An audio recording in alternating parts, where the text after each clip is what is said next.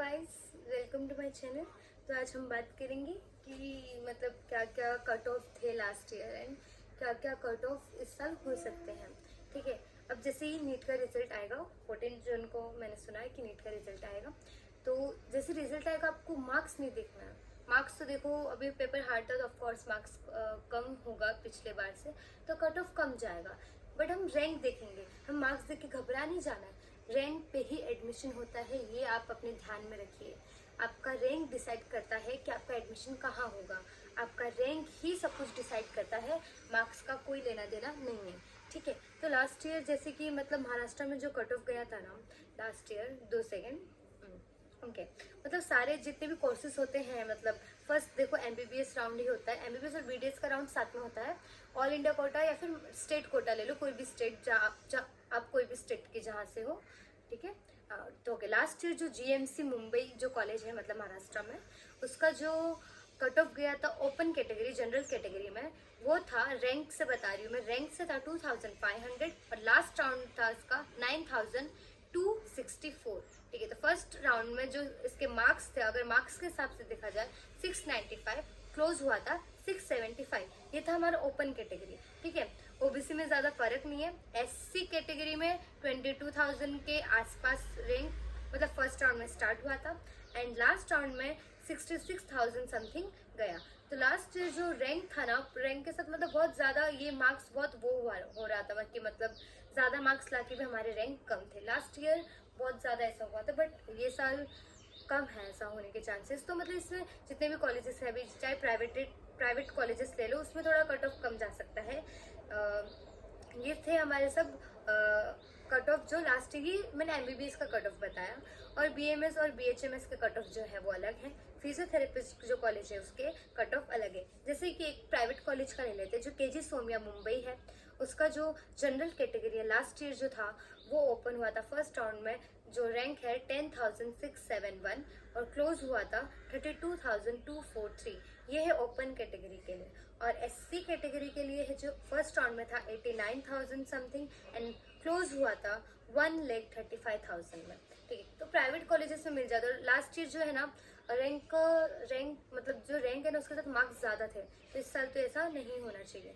तो ये थे हमारे मतलब जो कट ऑफ। अगर आपको इसको अच्छे से जानना है कट ऑफ, तो जैसे कि आपको दिखा, इसमें जो पूरा मेरे पास पीडीएफ है लास्ट ईयर के कट ऑफ का। ठीक है, तो ये अगर आपको पीडीएफ देखना है, जानना है, तो मुझे एक बार कमेंट सेक्शन में बता देना, तो मैं आपको बता दूंगी। ठीक है, तो लास्ट ईयर ये सब था एंड उसके लिए सर्टिफिकेट चाहिए। देखो, एक गैप सर्टिफिकेट चाहिए जो बनवा लो अभी, बिकॉज उसमें थोड़ा टाइम लगता है बनने में। तो उसमें ये चाहिए बिकॉज क्योंकि आपने क्यों ड्रॉप लिया। अगर आपने ड्रॉप लिया है तो आपको गैप सर्टिफिकेट चाहिए, और नहीं तो आपको गैप सर्टिफिकेट नहीं चाहिए। अगर 12th के बाद ड्रॉप लिया है तो ही चाहिए होगा। ठीक है, और अगर आप स्टेट कोटा से ले रहे हो कोई भी स्टेट से, तो उधर का डोमिसाइल होना चाहिए। डोमिसाइल बनने में भी टाइम लगता है, तो डोमिसाइल का भी आप एक बार फटाफट बनवा लो, बिकॉज अभी जैसे रिजल्ट आएगा उसके 1 मंथ बाद तो काउंसलिंग स्टार्ट हो ही जाएगा। फर्स्ट ऑल इंडिया का होगा, ऑल इंडिया में फर्स्ट एमबीबीएस का होगा। आयुष का थोड़ा लेट स्टार्ट होता है, अगर आपको आयुष काउंसलिंग में चाहिए इसलिए।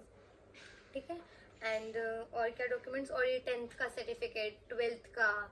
ठीक है, और ये नॉर्मल ही चाहिए। और गैप सर्टिफिकेट, अगर आपका कैटेगरी है तो कैटेगरी का सर्टिफिकेट होना चाहिए। ये सारे मेन सर्टिफिकेट है जो हमें जब हम काउंसलिंग का फॉर्म भरेंगे तब हमें चाहिए। जब ऑल इंडिया का करते हैं तो ऑल इंडिया के लिए क्या बोलते हैं, ऑल इंडिया में डीम्ड यूनिवर्सिटी का अलग होता है और दोनों अलग अलग होते हैं। ठीक है, तो डीम्ड यूनिवर्सिटी का ज्यादा फीस होता है। अगर आपको ये सब डिटेल में जानना हो तो प्लीज लेट मी नो, तो मैं आपको डिटेल्स में बता दूंगी। और ऐसा नहीं है कि कम मार्क्स है तो आप काउंसलिंग में पार्टिसिपेट नहीं करोगे। कम मार्क्स वालों को भी कॉलेज मिल जाता है। Last year I think 24 marks था एक स्टूडेंट का एंड उसको फिजियोथेरेपिस्ट में एडमिशन मिल गया। बताओ, सिर्फ 24 मार्क्स में। उसका मतलब फीस भी कॉलेज का ज्यादा नहीं था, इट्स 69,000 पर ईयर, मतलब 70,000 पर ईयर समथिंग, इतना ही फीस था। तो लास्ट राउंड तक आपको वेट करना चाहिए, मतलब आपको धीरज होना चाहिए आप में कि आपको एडमिशन मिल जाएगा।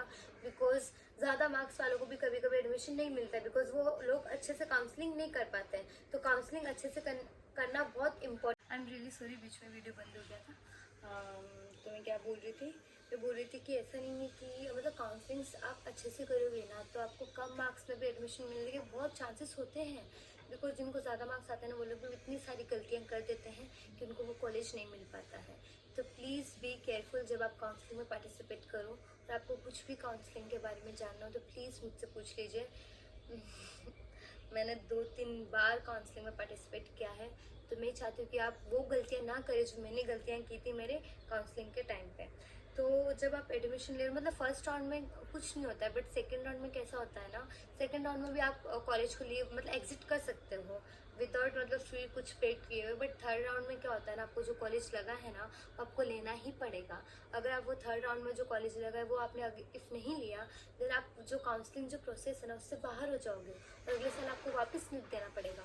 तो ये सब गलतियाँ ना हो, तो उसकी वजह से आप बी केयरफुल कि अच्छे से पार्टिसिपेट करो और टेंशन मत लो। जिनको कम मार्क्स है उनको भी एडमिशन मिल जाएगा। इस MBBS चाहिए तो फिर प्राइवेट कॉलेजेस में भी ज़्यादा ही कट ऑफ जा रहा है आजकल, बट इस साल कम हो सकता है। तो मैं रिसर्च कर रही हूँ, मुझे जैसे ही मतलब समझ में आएगा कितना, अभी रिजल्ट आने के बाद पता चल जाएगा कि कितना कट ऑफ जाएगा किधर, बिकॉज रैंक ही डिसाइड करता है कि आपका एडमिशन किधर होगा और कहाँ होगा। ठीक है, तो thank you so much guys and like my channel, subscribe my channel and bye.